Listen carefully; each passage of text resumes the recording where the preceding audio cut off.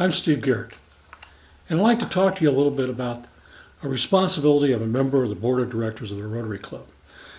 This responsibility is called the duty of obedience. Now, I know you think that the Rotary Club board of directors is the absolute governing authority, and in most cases it is. But I also want you to know that as a member of the board of directors, you have to be obedient to, you have to follow some directions. Let's start with the direction that comes from Rotary International when you become a Rotary Club. You see, you as a member of your Rotary Club, you're not a member of Rotary International. Your club is. And that starts with your charter.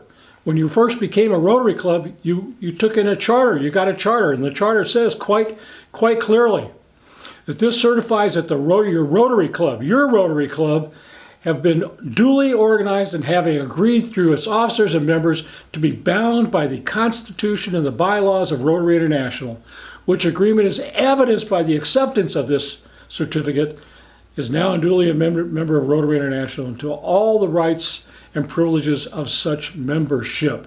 Your club is, once it receives its charter, is a Rotary Club, and the members of your club are part of the organization. And that charter pretty well lays it out. The next thing that you have to pay attention to, obviously, after you receive your charter, is the Constitution of Rotary International. And I'm not going to read it. It's long document. But if you want it, you can go on the internet and you can look at the Rotary.org website, and you can search for the Manual of Procedures.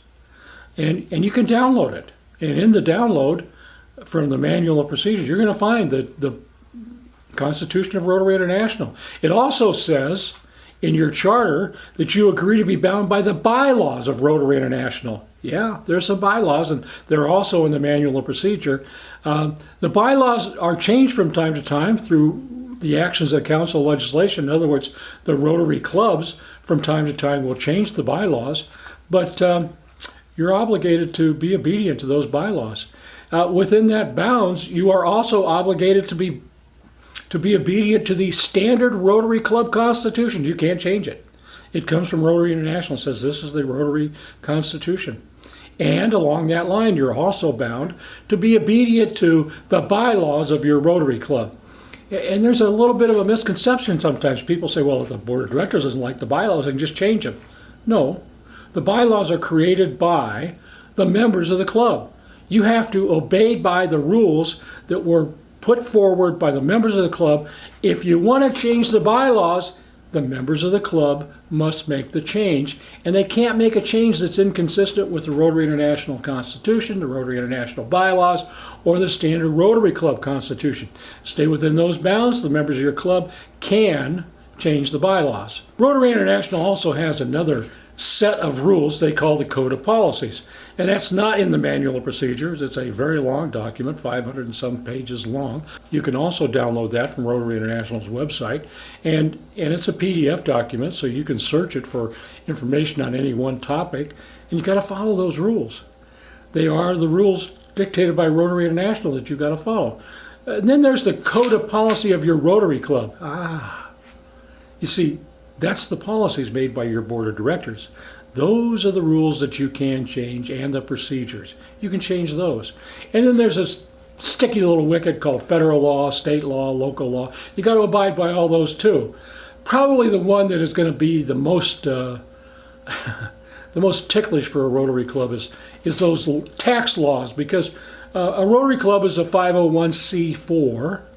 Not-for-profit, public benefit corporation. You don't want to break those rules and lose your 501c4 status.